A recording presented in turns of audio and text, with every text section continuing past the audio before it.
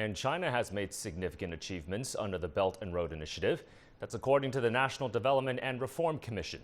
NDRC spokesman Yuan Da said Thursday that China has signed 173 cooperative documents with 125 countries and 29 international organizations in the past 6 years. That includes developed as well as developing countries.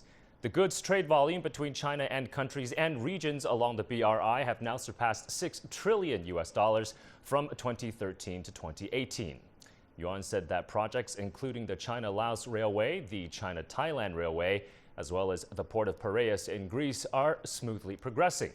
The China-Europe freight trains connecting China with 50 cities in 15 European countries had made more than 14,000 trips by the end of March. In terms of financial connectivity, China has signed currency swap agreements with 20 countries along the Belt and Road and formed RMB clearing arrangements with 7 countries.